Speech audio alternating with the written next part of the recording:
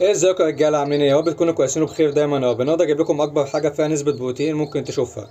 تمام، لتاكيل الزغيل. لو انت عندك زغلول جعفري، عندك زغلول نفاخ، عندك زغلول هزاز، عندك زغلول غالي وعايز تعتني بيه، جايب لك النهارده اكتر حاجه فيها نسبه بروتين، حتى الناس بتاعت الجيم بتستخدمها وموجوده عندك في البيت وبسيطه ان شاء الله يعني.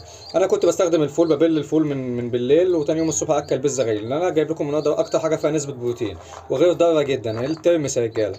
الترمس يا رجاله فيه اكبر نسبه بروتين ممكن تشوفها.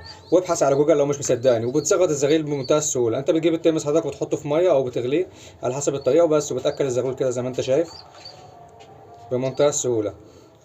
ده يا رجاله فيه اكتر نسبه بروتين. تمام، ويا ريت ما تحطش فيه ملح خالص، يعني هو بالميه بس. وتاكل الزغلول مثلا 10 حبات ترمس في اليوم زي ما انتم شايفين يا رجاله. بس ولو ترمسيه كبيره شويه ممكن تقسمها نصين وبس. وانتظروني في فيديو جديد ان شاء الله، والسلام عليكم ورحمه الله.